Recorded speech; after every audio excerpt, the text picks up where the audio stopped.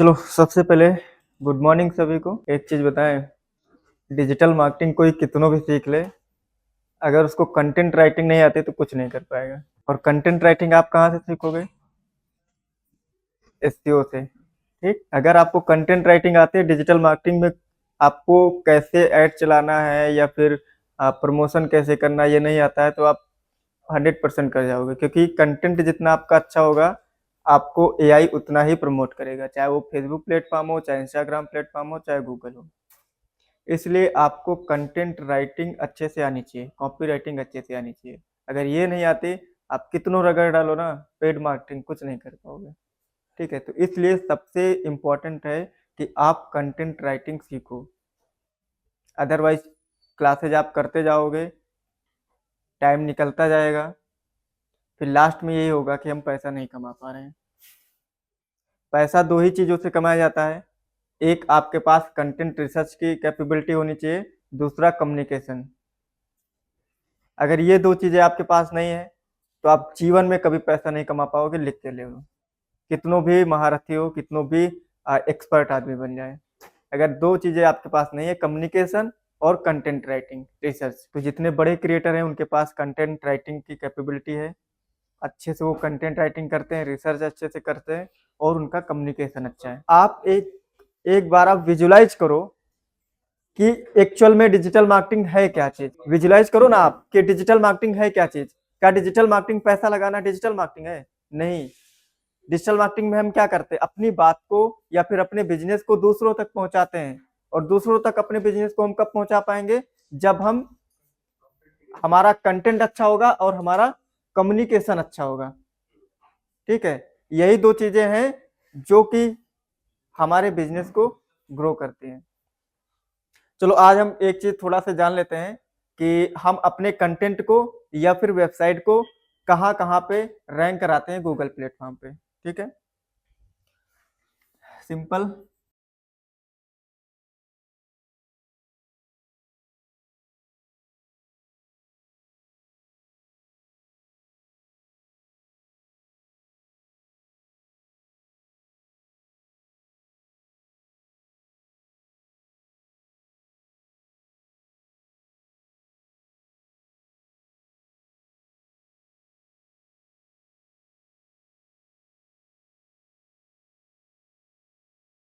कोई बता सकता है कंटेंट कहाँ कहाँ रैंक होता है? वेबसाइट वेबसाइट को या फिर अपने कंटेंट को हम कहाँ कहाँ पे रैंक कराते हैं? गूगल के कितने सेक्शन होते हैं जहाँ पे हमारा कंटेंट रैंक करता है? चलो लिख लेते हैं। सबसे फर्स्ट क्या है?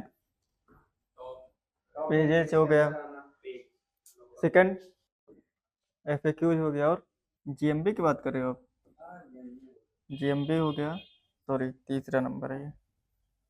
अगर आपको यही नहीं पता ना कि कंटेंट कहाँ कहाँ रैंक होता है तो उसके हिसाब से आप लिख ही नहीं पाओगे कंटेंट, अपना अपनी वेबसाइट को लिस्ट ही नहीं कर पाओगे।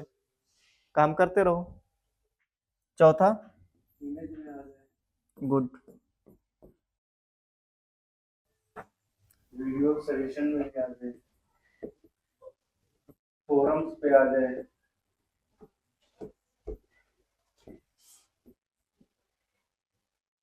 6 में क्या है? न्यूज हो गया आपका।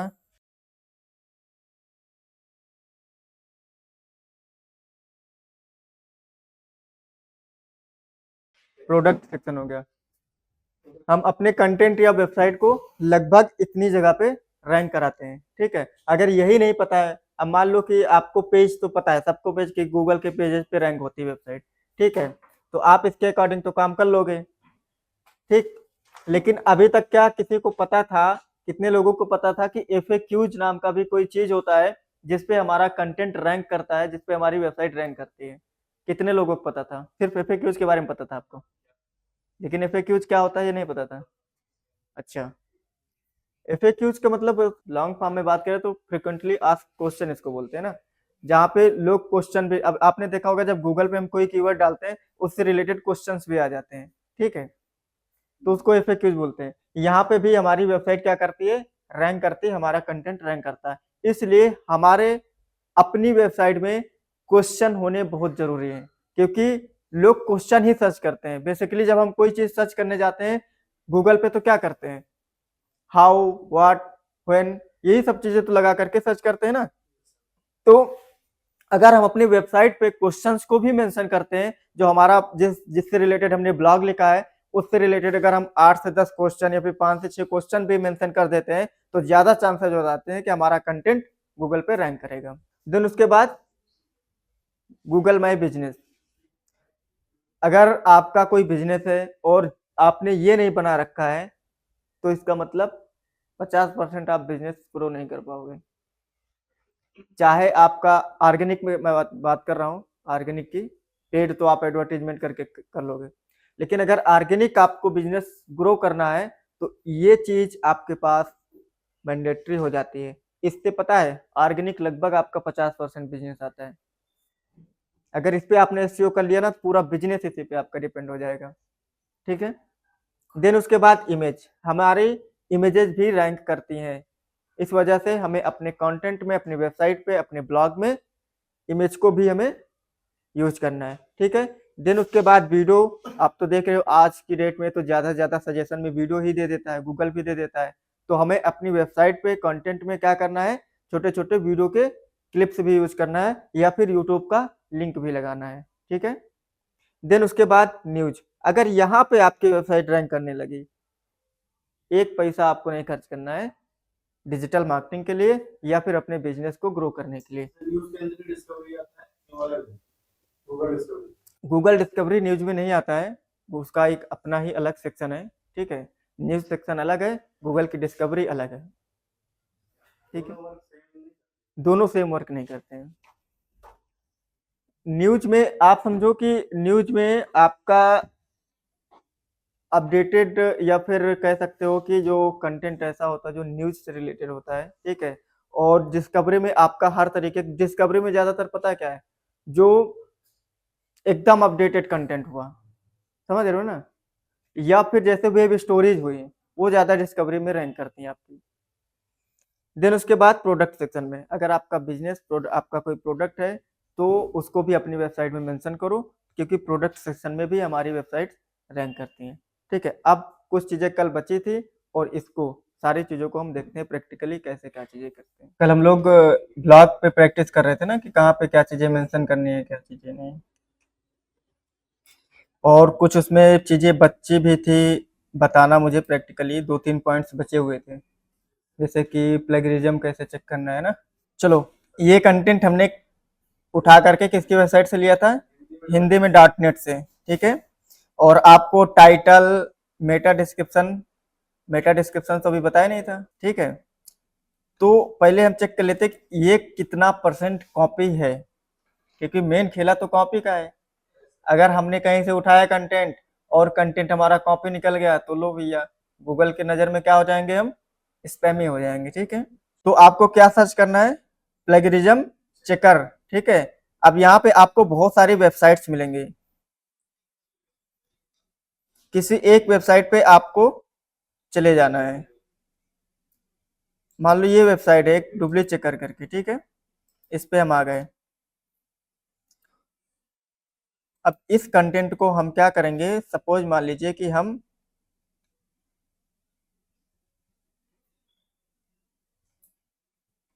इतना कंटेंट लेते हैं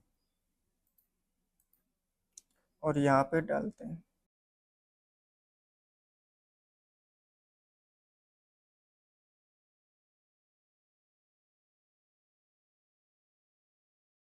देख लेते हैं, कम कर लेंगे, मान लीजिए कि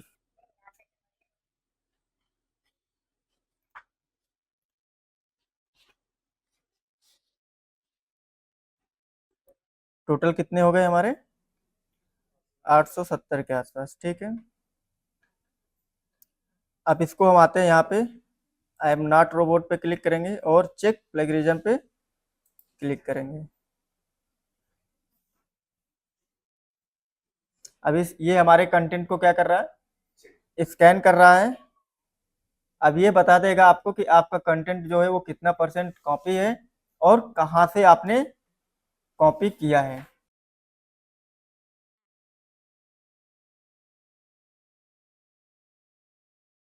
देखो कंटेंट का ही पूरा खेला है। आप समझो पूरी फुल डिजिटल मार्केटिंग, मैंने पहले भी आपको बताया, कंटेंट अगर आपको रिसर्च करना आ गया, आप सब कुछ कर ले जाओगे। अदरवाइज बहुत सारे लोग आते हैं और जाते रहते हैं।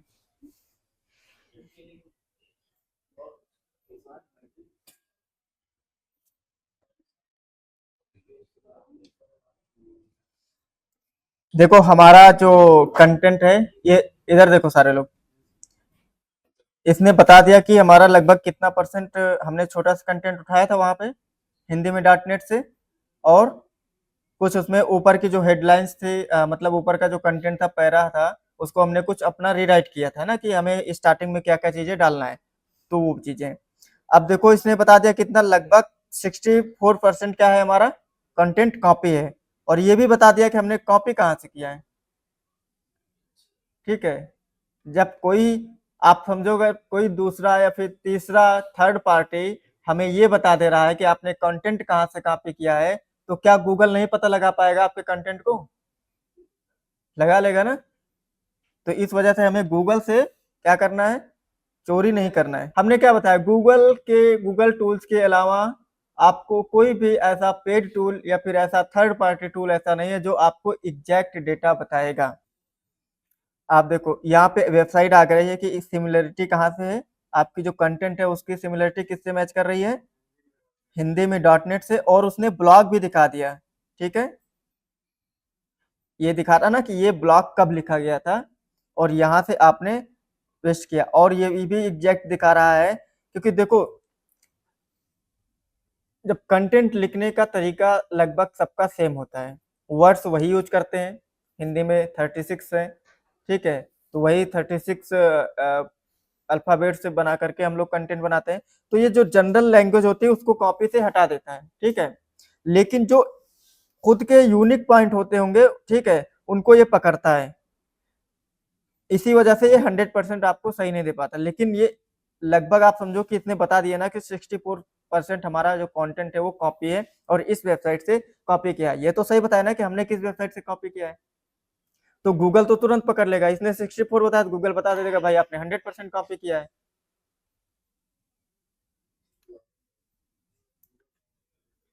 तो आपको पता चल गया कि कंटेंट की डुप्लीकेसी कैसे हमको चेक करना है। ठीक है,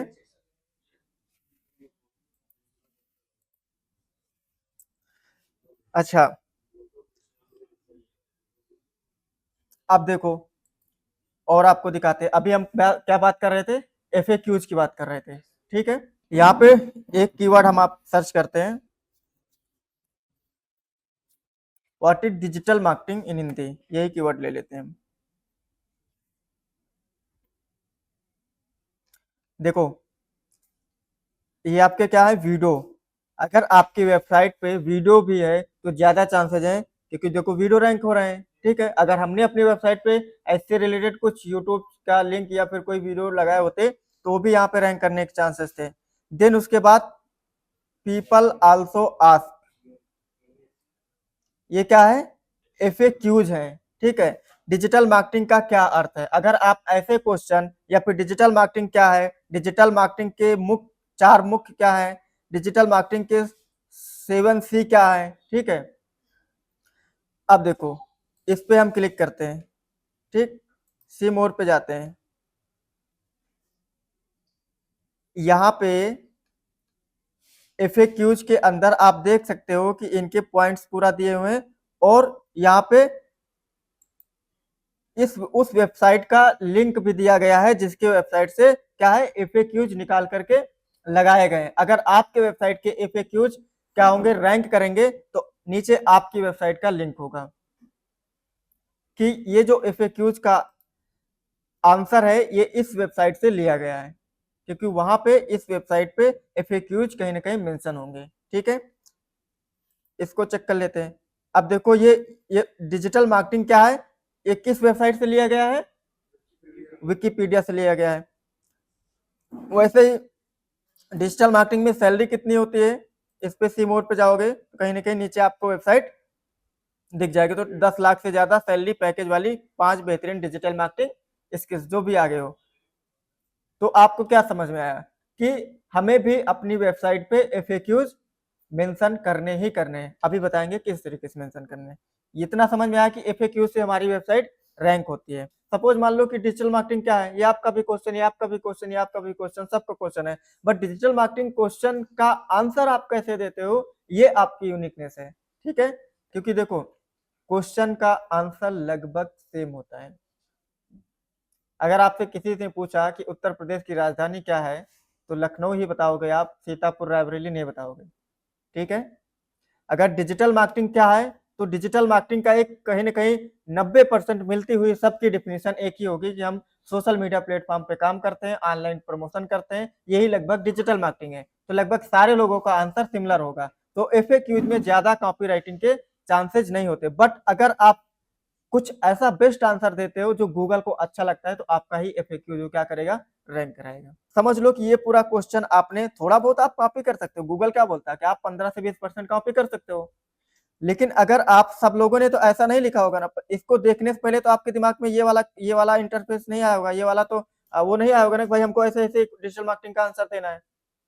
अगर आप इसको कॉपी कर दोगे तो गूगल पता लगा लेगा कि ये कंटेंट पहले से लिखा हुआ था, अब आपने इसको कॉपी करके लिखा है, जैसे अभी क्या उसने डुप्ली चेकर ने आपको बता दिया, ठीक है। तो हमें कुछ अपने वर्ड्स को इसमें इंक्लूड करना है, ये काम आप कर सकते हो, इस कंटेंट को कॉपी करो और इसको अच्छे से पढ़ो, इसमें कहां पर क्या चेंजेस आप कर सकते हो, थोड़ा बहुत भी चेंजेस कर दोगे, बीच में अपने वर्ड्स डाल दोगे, अपने सेंटेंस डाल दोगे, तो ये पूरी मतलब पूरी तरीके से क्या होगा, ये पूरी तरीके से कॉपीराइट फ्री हो जाएगा। आप सुनो कि जब हम किसी के गूगल पे किसी के कंटेंट को कॉपी करते हैं, ठीक है, आप समझो कि राम बाजार जाता है, इसका दूसरा सब्स्टिट्यूट क्या हो सकता है, आप बताओ ना मुझे। राम की जगह पे श्याम लिख दो, कुछ भी लिख दो, ठीक है। अगर मान लो हमें राम को ही एग्जांपल लेना है, तो राम बाजार को जाता है, ये भी आप कर सकते हो। बट क्या है कि हमारा यूजर हमारे सेंटेंस से, हमारे राइटिंग से कितना प्रभावित होगा, ये आपकी रिस्पॉन्सिबिलिटी है, आपको देखना पड़ेगा। जब हम कोई कंटेंट रिसर्च करते हैं, मान लीजिए कि डिजिटल मार्केटिंग क्या है, ये मैंने कीवर्ड डाला गूगल पे और इससे रिलेटेड हजारों को आंसर्स आए, ठीक है। अब उन हजारों आंसर्स में से मैंने 10-15 वेबसाइट को पढ़ा और उसमें से यूनिक यूनिक कंटेंट निकाल करके मैंने अपने एक चैट जीपीटी को दिया और उसने एक यूनिक कंटेंट लिखा, ये इनका कहने का मतलब क्वेश्चन है। तो क्या ये जो यूनिक कंटेंट आया है, ये कॉपीराइट आएगा या फिर नहीं आएगा, ठीक है। अगर आप कॉम्बिनेशन करके कंटेंट को लिखाते हो, फिर उस केस में आपकी कॉपी राइटिंग नहीं आएगी, 100% आप लिख ले। लेकिन कंटेंट एआई का नहीं होना चाहिए, कॉपीराइट तो नहीं आएगा, लेकिन एआई का कंटेंट क्या होगा, आपका रैंक नहीं। यूजर एक्सपीरियंस हमारा नहीं जाना चाहिए, हमारा यूजर एक्सपीरियंस नहीं जाना चाहिए। आप समझो इस बात को, सपोज मानो कि हमें एक कीवर्ड पे ब्लॉग लिखना है, what is digital marketing, digital marketing क्या है, इस पे हमें ब्लॉग लिखना है, ठीक। हमने 10 वेबसाइट्स को पढ़ा, अब 10 में से कंटेंट लिखने का तरीका ही यही है, ठीक है। हमने 10 वेबसाइट को पढ़ा और 10 वेबसाइट में से कुछ यूनिक यूनिक चीजें हमने निकाली, ठीक है। पूरी वेबसाइट को हम कॉपी नहीं करेंगे, कुछ यूनिक यूनिक चीजें निकालेंगे और उन 10 में से 10 यूनिक पॉइंट हमारे पास निकल के आए, ठीक है। अब उन 10 यूनिक पॉइंट को हम अपने वर्ड्स में क्या करेंगे, एक्सप्लेन करेंगे। अब इस पूरे कंटेंट को हम क्या कर लेंगे, अपने सीधा जाकर के वेबसाइट पे अपने डाल देंगे। इससे आपकी रैंकिंग भी कोई फर्क नहीं आएगा, इससे आपका यूजर एक्सपीरियंस भी अच्छा हो जाएगा। क्यों? क्योंकि आपने 10 वेबसाइट से उसके टॉप पॉइंट लिए हैं, ठीक है। तो आपकी वेबसाइट में 10 टॉप पॉइंट हो गए। आप समझे ना कि 10 वेबसाइट में से आपके उस हर एक वेबसाइट का टॉप पॉइंट लिया है और उसको आपने अपने वर्डों में एक्सप्लेन किया है, तो आपकी वेबसाइट पे जो नंबर ऑफ जो अच्छे क्वालिटी कंटेंट की हो गई, वो 10 में से 10 हो गए, ठीक है। सारी वेबसाइट में एक एक था, लेकिन आप में क्या हो गए, 10 हो गए। तो कहीं ना कहीं आपकी जो वेबसाइट है, उन 10 वेबसाइट से हाई क्वालिटी का कंटेंट क्रिएट करके दे दिया अपने यूजर को। समझ रहे हो? कंटेंट लिखने का सबसे अच्छा तरीका यही है कि हमें जिस भी टॉपिक पे लिखना है, उससे रिलेटेड आप 10 से 12 ब्लॉग पढ़ो और उन 10 से 12 ब्लॉग में से अच्छे अच्छे कीवर्ड्स, अच्छे अच्छे हेडलाइंस, टाइटल या फिर टॉपिक्स, उनसे रिसर्च करके निकालो और उन पे अपने वर्ड्स में एक्सप्लेन करके कंटेंट लिख दो। ये तरीका अगर आपने 1 महीना कर लिया, तो 1 महीने बाद आपकी वेबसाइट को एडसेंस से अप्रूव होने में कोई रोक नहीं सकता। सबसे बेहतरीन तरीका है। तो आपके कंपटीटर हैं, से उनसे बेस्ट आप तभी दे पाओगे जब आप उनके कंटेंट को पढ़ोगे, रिसर्च करोगे। अदरवाइज आपको पता ही नहीं चलेगा कि एग्जैक्टली उन्होंने लिखा क्या है, आपसे बेस्ट वो लिखे हैं कि नहीं लिखे हैं। जब तक हम पढ़ेंगे नहीं, इस चीज को हम पता नहीं लगा पाएंगे। अब आ जाओ अपने वेबसाइट पे, देखो नहीं तो फिर ये की चीजें कोई मतलब नहीं निकलेगा आपको। देखो रैंक मैथ यूज करने का, इसमें हमने रैंक मैथ डाल रखा है, रैंक मैथ यूज करने का सबसे अच्छा है आप यहाँ पे फोकस कीवर्ड भी आपको डालने का ऑप्शन आता है, यानी कि आप गूगल को ये बताते हो कि ये 4 से 5 हमारे जो कीवर्ड्स हैं ये फोकस कीवर्ड हैं, ठीक है। तो हमारा यहाँ पे क्या था, ब्लॉग पोस्ट के से रिलेटेड क्वेश्चन था, तो यहाँ पे आप कोई और क्वेश्चन डाल सकते हो, कोई और कीवर्ड डाल सकते हो, लगभग 5 कीवर्ड आपको यहाँ पे डालने का ऑप्शन मिलता है। तो आप यहाँ पे कुछ भी कीवर्ड डाल सकते हो। हाँ 10 पावरफुल, अगर 10 पावरफुल के बारे में आपने लिखा है तो आप डाल सकते हो, अदरवाइज फिर वही बात हो जाए कि लिखे हो 5 डाल रहे हो 10, फिर क्रॉलर कहेगा भैया चलो जाओ, ठीक है। तो हमें 5 ही यहाँ पे लिखना है, क्या लिख देना है यहाँ पे 5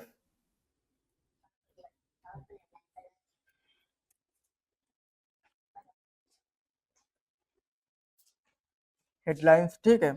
और ऐसे ही करके आपको 4 और लिख देने हैं जो आपके कंटेंट से रिलेटेड कीवर्ड हों, जो फोकस जिनको आप रैंक कराना चाहते हो। रैंक मैथ का सबसे अच्छा बेनिफिट यही है कि ये आपको 5 कीवर्ड रैंक कराने का ऑप्शन देते हैं, अदरवाइज सारे टूल्स आपको सिर्फ एक ही कीवर्ड देते हैं रैंक कराने का। देन उसके बाद हम लोग टैग की बात कर लेते हैं, टैग कहाँ पे डालेंगे, ये ठीक। हाँ टैग एज ए कीवर्ड आप यूज करते हो, क्यों यूज करते हो, क्योंकि हमारे टैग भी रैंक करते हैं, ठीक है। अगर यहाँ पे हमने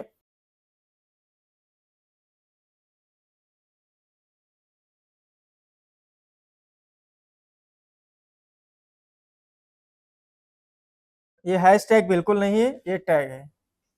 हैशटैग का अलग अपना फंडा है, वो सोशल मीडिया प्लेटफॉर्म पे चलता है, ये सिर्फ टैग है, ठीक है।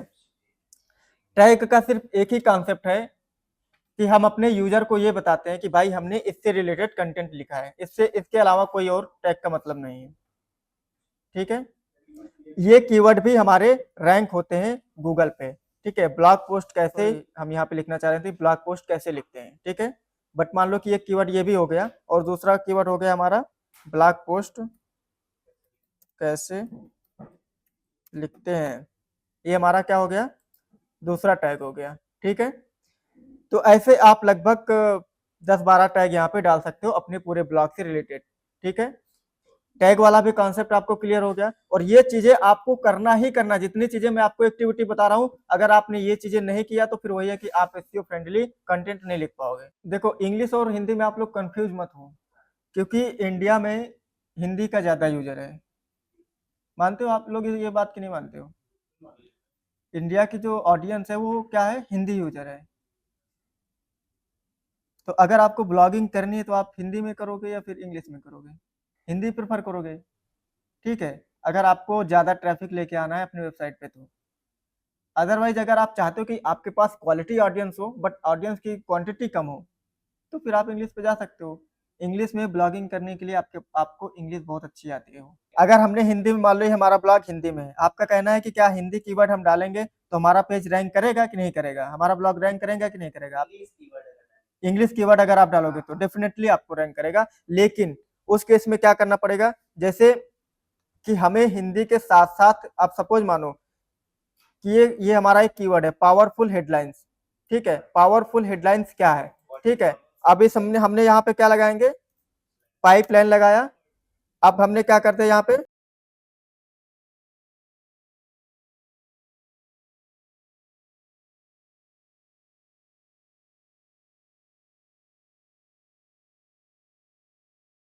अब दोनों केसेस में हमारा हिंदी का ब्लॉग है तो दोनों कीवर्ड्स पे हमारा ब्लॉग रैंक करेगा।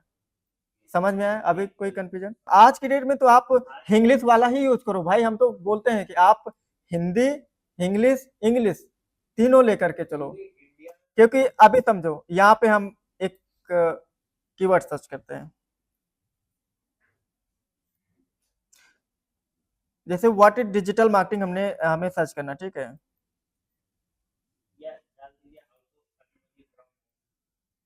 चलो आपका कीवर्ड ले लेते हैं,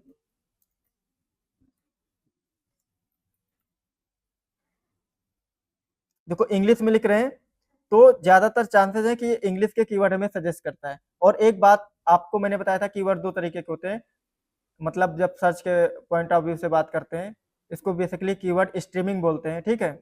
कीवर्ड स्ट्रीमिंग में दो तरीके थे, एलएसआई कीवर्ड और रिलेटेड कीवर्ड। ठीक है। तो ये जो हम keyword how to earn money ये सर्च कर रहे हैं और इससे रिलेटेड ये सारे कीवर्ड्स दे रहे हैं, तो ये कौन से कीवर्ड है? एलएसआई कीवर्ड है, यानी कि आप समझ रहे हो ना, इनको एलएसआई कीवर्ड बेसिकली इन्हीं को बोलते हैं। ठीक है। अब how to earn money online इस पे हम इंटर करते हैं और रिलेटेड कीवर्ड क्या है आप यहां पे देखो, ये हमारे क्या है, पीपल आल्सो सर्च फॉर, ये ठीक है, ये हमारे क्या है, रिलेटेड कीवर्ड है। ये भी जितने भी ये हमारे कीवर्ड है ये क्या है, रिलेटेड कीवर्ड है। एलएसआई कीवर्ड, आप एक बात हमेशा याद रखना, ये एलएसआई कीवर्ड और ये रिलेटेड कीवर्ड, इन दोनों कीवर्ड्स को अगर आप अपने ब्लॉग में यूज करते हो तो आपके ब्लॉग को रैंक होने से दुनिया का कोई भी पर्सन नहीं रोक सकता है। आप कुछ भी मत करो, बस ये दो तरीके के कीवर्ड आप अपने ब्लॉग में यूज कर लो। आप 10 दिन में, आप 10 दिन आप ब्लॉग लिखना, 11वें दिन आप मेरे पास आना, बोलना कि सर इस तरीके से हमने काम किया है, रैंक ना हो तो बताना। आप अगर इस तरीके को अपनाओगे ना, आप अगर सुनो इधर, अगर आप ये दो तरीके अगर आप अपना लेते हो अपने ब्लॉग में, तो आप समझो कि ब्लॉग पोस्ट करने के 2 से 3 घंटे के बाद आपकी वेबसाइट चौथे पांचवें गूगल के पेज पे रैंक करेगी। 100% आप लिख लो और ये चीज करके आप मुझे कल ही बताना कि सर ये हमने किया और हमारी वेबसाइट आपने बताया था तीसरे चौथे पेज पे रैंक नहीं हो रही है, ये 10वें पेज पे रैंक हो रही है, तो आप हमारे पास चले आना। अगर ये इन दो तरीकों को आप यूज करते हो तो आपकी वेबसाइट 4 घंटे बाद गूगल के चौथे पांचवें पेज पे रैंक करेगी और धीरे धीरे उसकी जो रैंकिंग है वो फर्स्ट पेज पे आ जाएगी।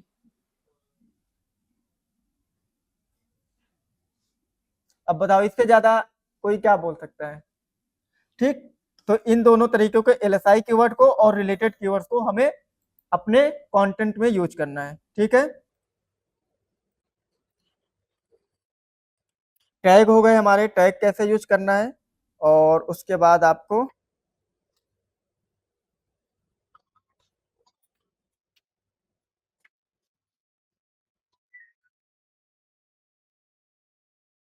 देखो मेटा डिस्क्रिप्शन में यहाँ पे आपका ये टाइटल, ये आपका हेडिंग हो जाएगा यहाँ पे, और टाइटल को यहाँ पे आपको एडिट कर देना है। परमालिंक आपकी क्या होगी, अच्छा बताओ, जैसे हमारा एक बाय डिफॉल्ट, देखो ये सिर्फ हम आज पूरा प्रैक्टिकल का ही काम कर रहे हैं, ठीक है, कैसे कैसे चीजें करना है। ये जो हमारा टाइटल है ये हमारा परमालिंक बन गया। कोई पूछ रहा था परमालिंक क्या है, उसको इंटरनल लिंक और एक्सटर्नल लिंक से वो जोड़ रहा था, लेकिन इंटरनल लिंक एक्सटर्नल लिंक अलग चीजें हैं। परमालिंक हमारा क्या होता है, हमारा जो यूआरएल होता है, जो ब्लॉग का पेज का यूआरएल होता है, उसी को हम क्या बोलते हैं, बेसिकली परमालिंक बोलते हैं। ठीक है। अब ये बताओ ये जो हमारा परमालिंक बना है ये क्या सही है या फिर गलत है, कोई बता सकता है? ये परमालिंक हमारा जो बना है एज इट इज, देखो बाय डिफॉल्ट टाइटल को ही परमालिंक उठा लेता है, लेकिन ये क्या सही है या फिर गलत है? ऐसे कोई सर्च नहीं करेगा ना, कोई ऐसे सर्च नहीं करेगा, सही बात है। तो हमें ब्लॉग पोस्ट के लिए पावरफुल हेडलाइंस कैसे लिखे जो ज्यादा शेयर हो, कोई ये पूरा कीवर्ड नहीं सर्च करेगा। ठीक है। तो हमारा क्या, हमें परमालिंक कैसा बनाना चाहिए, powerful headlines for blog post, ऐसे हम कर सकते हैं। ठीक है। और दूसरी चीज है कि आप कोशिश करो कि आपके परमालिंक में हिंदी वर्ड ना आए, हिंदी वर्ड, इंग्लिश आ जाए लेकिन हिंदी ना आए। तो हम इसको कैसे कर सकते हैं,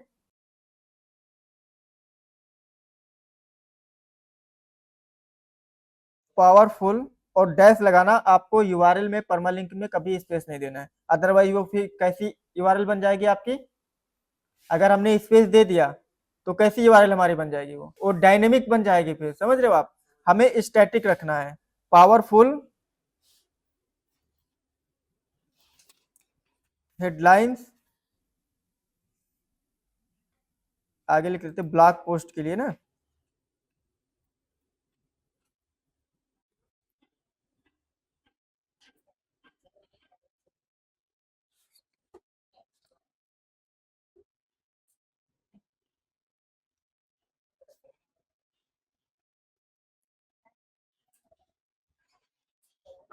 अभी हमने क्या लिख दिया, पावरफुल ब्लॉग पोस्ट के लिए पावरफुल हेडलाइंस कैसे लिखें। जनरली लोग यही सर्च करेंगे अगर उनको हेडलाइंस के बारे में सर्च करना होगा तो। ठीक है, अभी परफेक्ट हो गया हमारा परमालिंक।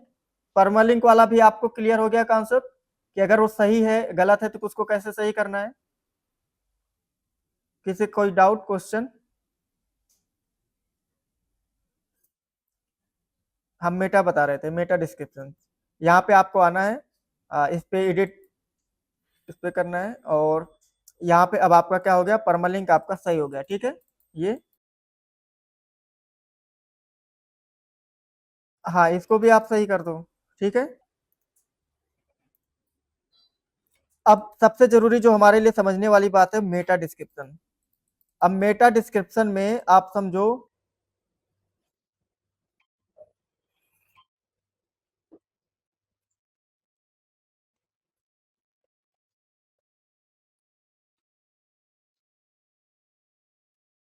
देखो यहाँ पे एडिट करने का ऑप्शन नहीं दे रहा अभी, लेकिन यहाँ से आपको ये देखना है कि अगर आपका काम यहाँ पे हो जाता है, एक बार हम सबको अलग अलग लेते हैं। सर्च क्वेरी में ये आ जाएगा, नहीं चलेगा। साइट डिस्क्रिप्शन,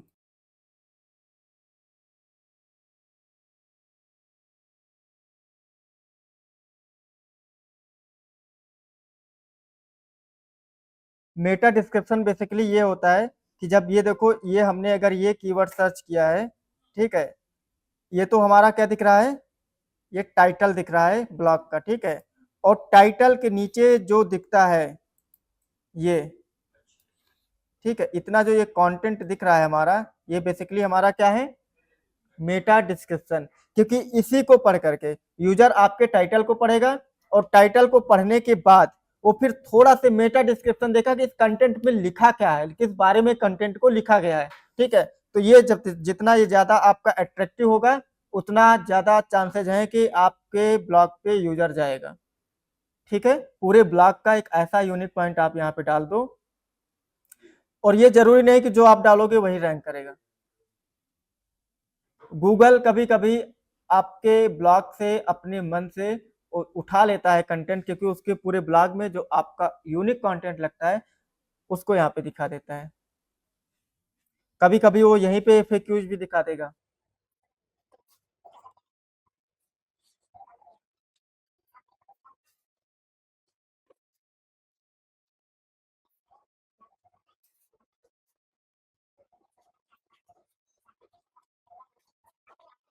देखो, यहाँ से आप इसको भी ऑप्टिमाइज कर सकते हो कि ये सोशल मीडिया प्लेटफॉर्म पे कैसे दिखेगा। सपोज ये फेसबुक का दिखा रहा है, ठीक है, अब फेसबुक में आपको टाइटल क्या डालना है, कैसे दिखेगा, ये सारी चीजें रैंक मैथ आपको ये भी देता है। तो यहाँ से भी आप एज ए सोशल मीडिया पे अगर इसको पोस्ट करना चाहते हो तो उस तरीके से ऑप्टिमाइज कर सकते हो। ट्विटर पे कैसे दिखेगा, इस तरीके से दिखेगा। अगर आपको कुछ लगता है तो आप वो चीज़ों को यहाँ से चेंज कर सकते हो।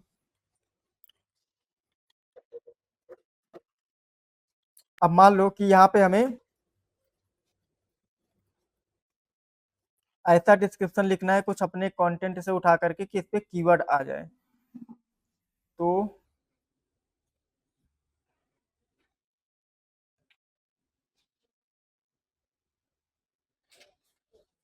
जैसे मान लो उसमें कीवर्ड आकर ये वाला ले लेते, ठीक है, आखिर ये पावरफुल हेडलाइंस क्या है, ठीक है, इतने में हमारा क्या है, कीवर्ड भी आ गया इसमें। ठीक है, इसको कॉपी करके और आपको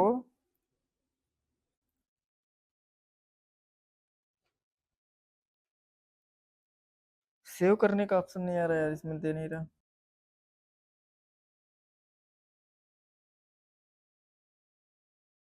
देखो चेंज हो गया। ठीक, तो इस तरीके से हमें अपना मेटा डिस्क्रिप्शन भी क्या कर लेना है, चेंज कर लेना है। कीवर्ड जरूर होना चाहिए आपका।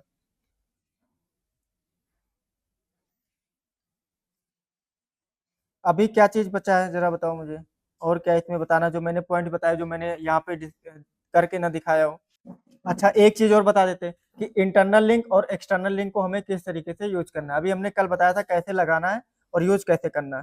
देखो, इंटरनल लिंक हमें हमने बताया था किस रेशियो में लगाना है, 60 और 40 के रेशियो में लगाना है। ठीक है, तो सपोज मान लो कि अगर हमें एक्सटर्नल लिंक लगाना है तो हम कहाँ पे लगाएंगे? एक्सटर्नल लिंक आपको हमेशा ये ध्यान रखना है कि वेबसाइट के सबसे बॉटम में लगाओ। हाँ, 40% एरिया में लगाओ और उससे कम भी आप ले लो, कोई दिक्कत नहीं। ठीक है, अब यहाँ पे आपको सपोज मान लो एक्सटर्नल लिंक लगाना, तो एक्सटर्नल लिंक हमें सिर्फ ऐसे मान लो कि ये एक वेबसाइट है, हिंदी में .net कहाँ गया?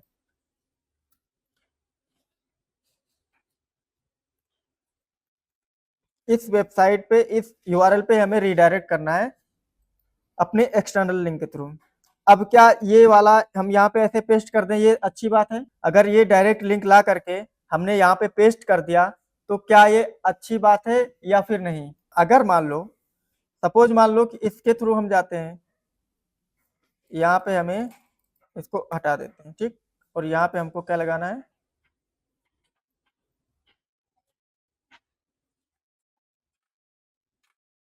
यूआरएल लगा दिया और हमने ऐड कर दिया, ये सही है।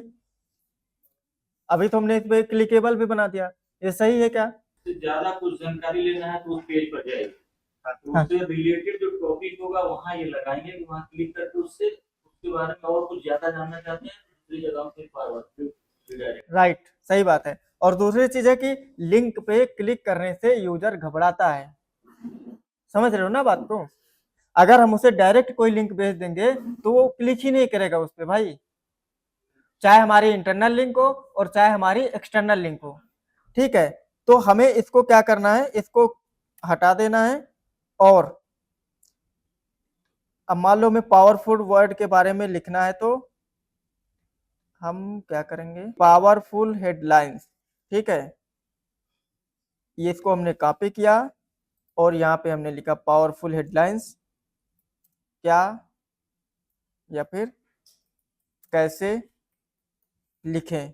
ठीक, अब इस वाले को हम क्या करेंगे, इस कंटेंट पे हम करेंगे इसको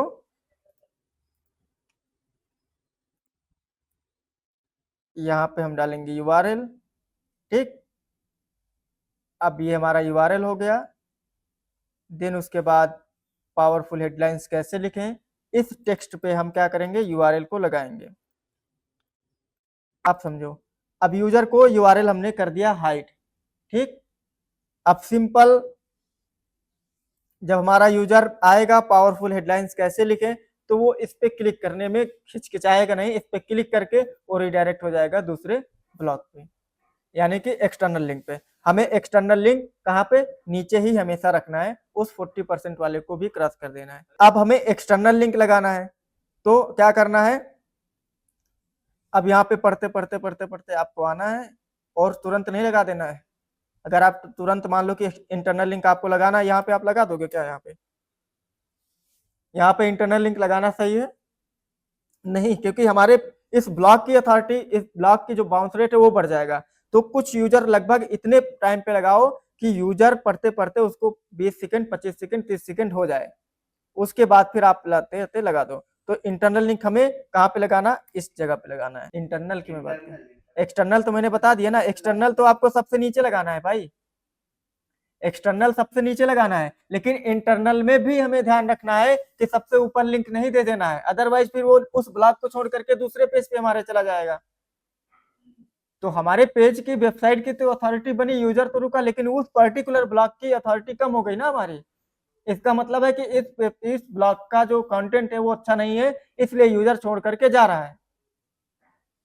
तो हमें इस बात को भी ध्यान रखना है कि अगर हमें इंटरनल लिंक देना है तब भी हमें कंटेंट के कुछ टाइम बाद देना है कि यूजर का जो टाइम है वो लगभग 30 सेकंड स्पेंड हो जाए हमारे पर्टिकुलर ब्लॉक पे। ठीक है, और एक्सटर्नल लिंक सर कौन से, जैसे कौन से यूआरएल उसके लिए हमें फाइंड करना पड़ेगा, उसके लिए आप उस इस कंटेंट से रिलेटेड बाहर का कोई भी यूआरएल दे दो, जैसे हमने ये हिंदी में .net का दे दिया एक्सटर्नल लिंक के लिए यहाँ पे। ठीक, और इंटरनल लिंक के लिए अपनी ही वेबसाइट का कोई लिंक हम दे देंगे, मानो कि हमें यहाँ पे देना है एक्सटर्नल अपनी सर स्पॉन्सर वगैरह नहीं मिला है तब हम किसको फिर प्रमोट करेंगे? किसी को आपका जो हाई हाई अथॉरिटी वेबसाइट है, आप यूट्यूब का चैनल डाल सकते हो, आप विकिपीडिया का डाल सकते हो। ठीक है, आप ऑफिशियल वेबसाइट का डाल सकते हो। सर लिंक लगाने से सर एक फायदा मतलब ये हो सकता है, जैसे बोल रहे हैं कि हम किसको प्रमोट करेंगे जब हमको पैसा नहीं मिलेगा, तो शायद यही कहना है। हाँ बिल्कुल। तो इसमें फायदा तुम्हें प्रमोट करने का नहीं, तुम भी अल्टीमेट प्रमोट ही हो रहे हो, आपकी अथॉरिटी बिल्ड हो रही, इस वजह से हम एक्सटर्नल लिंक लगा रहे हैं। हाँ, तो मेरे चैनल से विकिपीडिया पे तो लोग वो तो एक चले जाएंगे। और विकिपीडिया से भी तुम्हारे पास आएगा, क्योंकि क्रॉलर वहां से भी तो आएगा, right to left, left to right जाता है। क्रॉलर ये जान जाएगा कि आप जो यूजर को गाइड कर रहे हो ना, अच्छा गाइडेंस आप दे रहे हो, इससे आपकी वेबसाइट की अथॉरिटी बहुत अच्छी हो जाएगी। बेसिकली एक्सटर्नल लिंक देने का यही रीजन होता है हमारी वेबसाइट पे, क्योंकि हम हर एक चीज में परफेक्ट नहीं हो सकते। इसी वजह से गूगल बोलता है अगर आप लगता है कि आपका कंटेंट सारी चीजों पे नहीं लिखा हुआ है, किसी एक पर्टिकुलर टॉपिक पे है, तो उससे रिलेटेड आप किसी दूसरे लिंक का ऑप्शन दे दो यूजर को, ताकि वो जाकर के उसके बारे में भी पढ़ ले। और सर ये अभी बोल रहे थे कि मैंने 10 वेबसाइट से निकाले कंटेंट, उसको मैनिपुलेट किया, ह्यूमन टच दिया, आप ये भी कर सकते हो, दो बोल रहे थे लेने के लिए, उन सारी वेबसाइट का भी एक्सटर्नल लिंक दे दोगे, तो उसमें जानते हो तुमने गलती भी की होगी तभी तुम्हारी साइट पेनलाइज क्यों, क्योंकि हमने वहां से कंटेंट उठाया था, तो मे भी वहां पे गलत रहा होगा, इसलिए हम वो जानकारी नहीं दे पाए। आप 5 तो हम सर वो 10 जगह से पहले 10 सारी बातें थोड़ी कर जाते हैं, आपने बताया रेशियो रखना पड़ेगा, उस हिसाब से आप रेशियो आपको रखना पड़े, लेकिन समझो, लेकिन अब मान लो कि अगर किसी वेबसाइट का, मैं एक बार क्वेश्चन रिपीट कर देता हूँ कि क्वेश्चन क्या है, कि ताकि ऑनलाइन वालों को पता चल जाए। क्वेश्चन यहाँ पे ये किया गया है कि जिस वेबसाइट से हम कंटेंट रिसर्च कर रहे हैं, उसी वेबसाइट का हम अपनी क्या एक्सटर्नल लिंक दे सकते हैं या नहीं दे सकते हैं, राइट? ये क्वेश्चन है। तो आपको ये चीज चेक करना है कि उसका डीएपीए कितना है। अगर उसका डीएपीए कम है, भले ही आपने उस वेबसाइट से कंटेंट उठाया है, उसका कंटेंट रैंक कर रहा है, लेकिन हमें उसको एज ए एक्सटर्नल लिंक नहीं देना है, क्योंकि इससे हमारी क्या होगी, अथॉरिटी हमारी कम होगी। अगर उसका डीएपीए 6-7 है तो आप उसको दे दोगे, तो फिर इसका मतलब है कि आपने कम अथॉरिटी वाली वेबसाइट को अपना क्या बनाया, एक्सटर्नल लिंक बनाया, तो इससे हमारी रैंकिंग डाउन हो गई। हमें हमेशा ज्यादा अथॉरिटी वाली वेबसाइट को अपने पेज पे लाके आना है, ठीक है?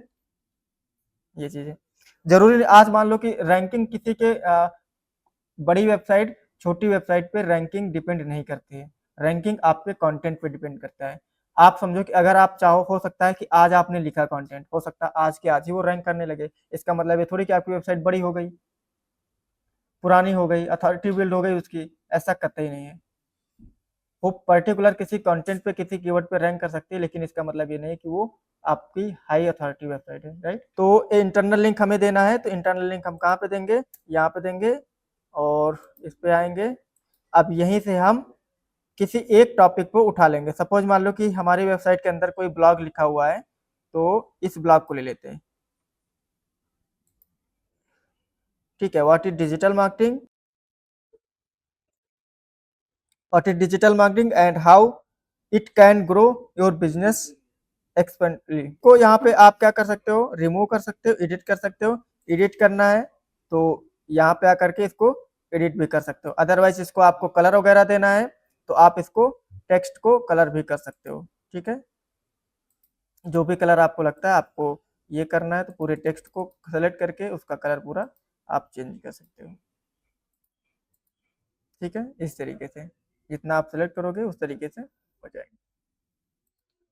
तो इंटरनल लिंक और एक्सटर्नल लिंक भी लगाना आपको आ गया, वेबसाइट पे कैसे लगाना है।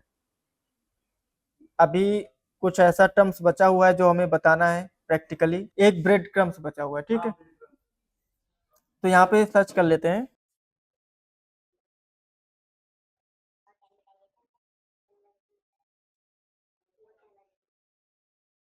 देखो ब्रेड क्रम्स का मतलब ये होता है, ठीक है, कि यूजर को बेसिकली नेविगेशन दिया जाता है, ठीक है? जैसे कि इसमें आप देख लो, इस वाली इमेज में देखो ना, जैसे कि आप देख पा रहे हो ना कि ये मतलब बेसिकली ऐसे कैटेगरीज वाइज हम डिवाइड करें, या फिर इस तरीके से मेनू बनाए जिससे हमारा यूजर इजिली ये समझ पाए कि एग्जैक्टली कि कैसे चीज़ों को कैटेगराइज किया गया है, और हम कहाँ पे जाएंगे तो हमें क्या चीज़ें मिलेंगी। इजी नेविगेशन बेसिकली वो ब्रेड क्रम्स का काम करता है, ठीक है? तो हमें अपने यूजर को इजी नेविगेट करना है, ना कि डिफिकल्ट हो। पहले उसको अगर किसी चीज़ के बारे में जानना है तो आप उसकी मेगा मेन्यू बनाते चले जा रहे हो, उसको पता ही नहीं चल पा रहा कि यार एग्जैक्टली ये चीज़ कहाँ पे मिलेगी, ठीक है। इसी वजह से ऑन पेज हमारा लगभग खत्म हो गया है।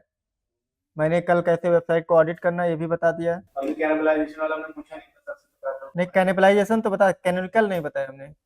कैनिबलाइजेशन तो बता दिया। कैनिबलाइजेशन का मतलब होता है एक ही कीवर्ड पे जब दो यूआरएल रैंक करें, दो पोस्ट रैंक करें। जैसे व्हाट इज एसईओ हमने सर्च किया और उसी पेज उसी सेम वेबसाइट में व्हाट इज एसईओ के बारे में भी लिखा हुआ है और ऑन पेज एसईओ क्या है इसके बारे में भी लिखा हुआ है। ठीक है, तो व्हाट इज एसईओ वाले कीवर्ड पे ऑन पेज एसईओ वाला भी रैंक कर रहा है। ठीक है, और उसकी जो रैंकिंग है वो कम है, ट्रैफिक उस पर कम है। इससे क्या होगा कि हमें दोनों कंटेंट को मर्ज करना पड़ेगा या फिर एक को डिलीट करना पड़ेगा, क्योंकि जो कम वाला है फिर गूगल हो सकता है उसको देख करके उसकी भी रैंकिंग, जो हमारा ज्यादा रैंक कर रहा है कीवर्ड, उसकी भी रैंकिंग धीरे धीरे डाउन कर देगा। इस वजह से इमीडिएटली हमें उस कंटेंट को अपने जो रैंक कर रहा है उस वाले कंटेंट में मर्ज कर देना होता है। सपोज मान लो कि एक हमारा क्या है,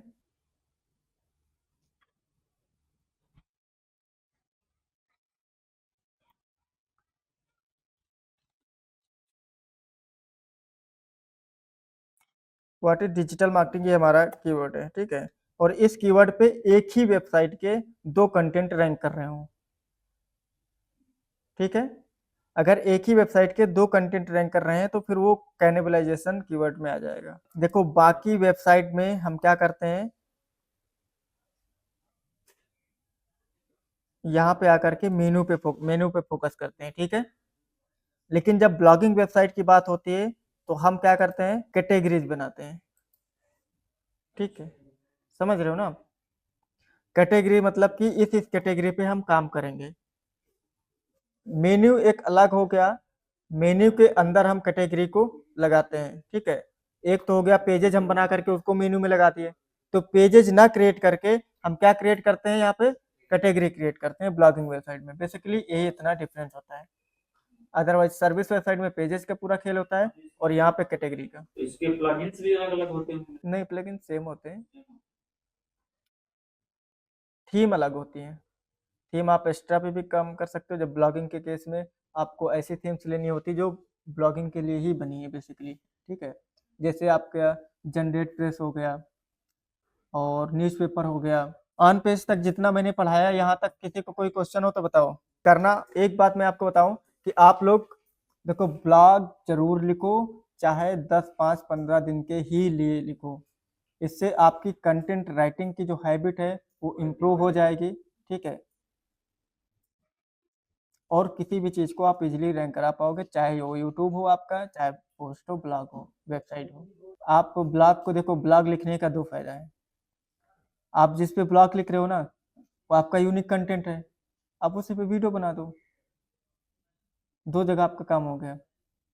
रिसर्च एक, काम दो हो गए आपके। ठीक है, देखो यहाँ पे क्वेश्चन ये पूछा गया है कि क्या जिस तरीके से यूट्यूब पे, इंस्टा पे पोस्ट किया जाता है कंटेंट को, उस तरीके से क्या हम अपने ब्लॉग को भी एक फिक्स टाइम पे पोस्ट करें, या फिर कोई भी टाइम हो सकता है पोस्ट करने का। ठीक है, तो मैं आपको बताऊं कि ब्लॉग में टाइम सबसे ज़्यादा मैटर करता है। अगर आपका कंटेंट 5 बजे शाम को आप पोस्ट कर रहे हो, ठीक है, तो डेली आप पोस्ट करो शाम को 5 बजे। अगर डेली आप नहीं कर पा रहे हो तो वन डे आप क्या करो, गैप करके तीसरे दिन आप अपने कंटेंट को पब्लिश करो, लेकिन कब, 5 बजे। आपका ये कोई भी टाइम हो सकता है, 5, 6, 7, 8, 9, 10 कुछ भी हो सकता है ये।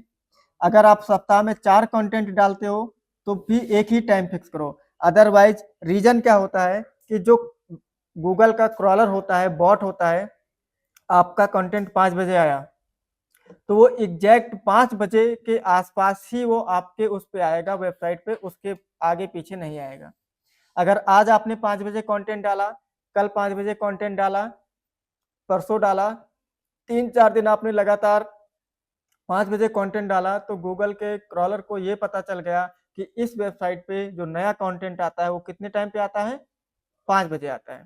तो वो आपके वेबसाइट पे 5 बजे आकर के विजिट करेगा।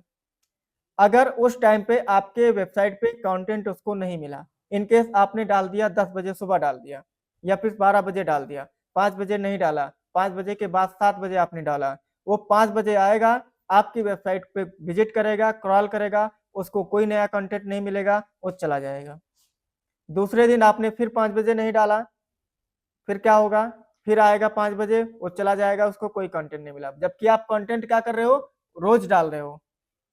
कंटेंट तो आप रोज डाल रहे हो, लेकिन जिस टाइम पे वो क्रॉलर आ रहा है, उस टाइम पे उसको नया कंटेंट नहीं मिल रहा है। ठीक है, ठीक है, तो वो क्या करेगा? आपकी वेबसाइट पे आएगा और चला जाएगा। फिर धीरे धीरे क्या करेगा? 4-5 दिन ऐसे बीतेगा, वो क्या करेगा? आपकी वेबसाइट पे आना बंद कर देगा। और जब आपकी वेबसाइट पे जिस दिन क्रॉलर आना बंद कर दिया, दुनिया का कोई भी पर्सन आपकी वेबसाइट को रैंक नहीं करा सकता है, क्योंकि गूगल तक वो इन्फॉर्मेशन ही नहीं जा रही है कि आपकी वेबसाइट पे कोई नया कंटेंट, अपडेटेड कंटेंट आया है।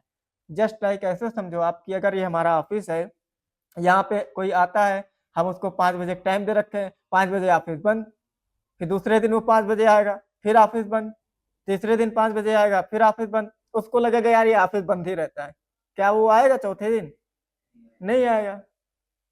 फिर अगर आप चौथे दिन 5 बजे खोलोगे भी ऑफिस, तब भी नहीं आएगा ना वो। ठीक है, तो ये कॉन्सेप्ट काम करता है, तो आपको इसको जरूर ध्यान रखना है। चलो ठीक है, फिर आज की क्लास यहीं पे हम लोग एंड करते हैं। कल से हम नया टॉपिक स्टार्ट करेंगे, टेक्निकल एसईओ। ठीक है, बहुत ही अच्छा टॉपिक है और एकदम मजेदार है।